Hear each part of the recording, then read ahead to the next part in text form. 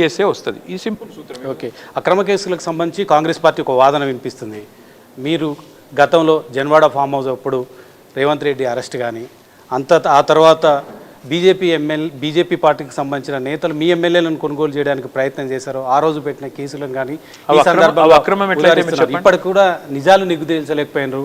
ఏది కూడా బిఎల్ సంతోష్ హస్తం ఉందని చెప్పారు, బీజేపీ నేతల హస్తం ఉందని చెప్పారు, అది నిగ్గు తేల్చలేకపోయారని చెప్తున్నారు. అక్రమ కేసులకు బ్రాండ్ అంబాసిడర్ బీఆర్ఎస్ పార్టీ అని చెప్తున్నారు. అక్రమం ఎట్లా అవుతుంది బ్రదర్? ఇప్పుడు నేను మీ ఇంటి మీదకి వచ్చి నేను డ్రోన్ ఎగరేస్తాను, అది సక్రమం అవుతుందా? మీ ఇంట్లోకి పోయి ప్రైవసీలోకి దూరుతాను, అది సక్రమం అవుతుందా? అదే మాదిరిగా బిఎల్ సంతోష్ గారి టీం వచ్చి ఇక్కడ మా ఎమ్మెల్యేలను కొనుగోలు చేసే ప్రయత్నం చేస్తే అది సక్రమం అవుతుందా? అక్రమ కేసు ఎట్లా అవుతుంది? నాకు అర్థం కాదు. కేసులు ఈ దేశంలో విచారణ చాలా కాలం పడుతుంది. కసబ్ అనేవాడు కెమెరాల సాక్షిగా దొరికిపోయాడు, ప్రజలను చంపుతూ 4 ఏళ్ళు పట్టింది వాడి ఉరిశిక్ష చేయడానికి. కాబట్టి దేశంలో జ్యుడిషియరీ అక్కడ జ్యుడిషియల్ ప్రాసెస్ ప్రజాస్వామ్యబద్ధంగా అందరికీ ఆవాజ్ ఉండాలి కాబట్టి, వాయిస్ ఉండాలి కాబట్టి టైం పడుతుంది కావచ్చు. కానీ ఎప్పటికైనా న్యాయస్థానాలు ఫైనల్గా దోషులను వదిలిపెట్టవని నా నమ్మకం. ప్రత్యేక తెలంగాణ రాష్ట్రం వచ్చిన తర్వాత మీరు ప్రభుత్వం అధికారంలోకి వచ్చిన తర్వాత 10 ఏళ్ల కాలం కూడా కల్వకుంట్ల కుటుంబం అని కాంగ్రెస్ పార్టీ బీజేపీ నేతలు ఆరోపించారు.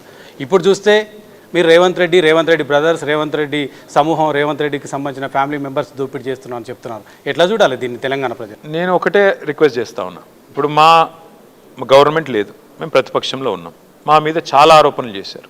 నేను రేవంత్ రెడ్డి గారిని కోరుతా ఉన్నా, మీరే అన్నారు, ఎవరో కాదు, ఓఆర్ఆర్ స్కామ్ అన్నావు, 1,00,000 కోట్ల కుంభకోణం అన్నావు, రుజువు చేయి. కోకాపేట భూముల కుంభకోణం అన్నావు, ఇందులో కేటీఆర్ 10,000 కోట్లు దంచుకపోయాడు అన్నావు, రుజువు చేయి. నేను ఇంకేదో జీనోమ్ వ్యాలీలో మాకేదో కాంట్రాక్ట్ వచ్చింది 10,000 కోట్లు అన్నావు, రుజువు చేయి. నువ్వు ప్రతిపక్షంలో ఉండగా అడ్డగోలుగా మాట్లాడినావు కదా, రుజువు చేయి. నేను ఇంకొక మాట కూడా కోరుతున్నా. ఇప్పుడు నేను ఆరోపణ చేస్తున్నా, అమృత్ స్కామ్లో నీ బావమరిది కంపెనీ సృజన్ రెడ్డి కంపెనీకి 1,137 కోట్ల వరకు ఇచ్చినావు.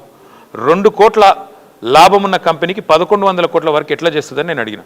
ముఖ్యమంత్రి బామ్మరిది కావడంతో సడన్గా అంతర్జాతీయ ఖ్యాతి పొందిన సంస్థలన్నీ పక్కన పెట్టి సుజన్ రెడ్డికి ఎట్లా వరకు ఇచ్చినావు అని అడిగిన. దాని మీద నేను ఒకటే అడుగుతున్నా, నీకు చిత్తశుద్ధి ఉంటే నువ్వు గతంలో చేసిన ఆరోపణల మీద, ఇవాళ నేను చేస్తున్న ఆరోపణల మీద కలిసి ఒక జడ్జి గారిని ఎంక్వైరీకి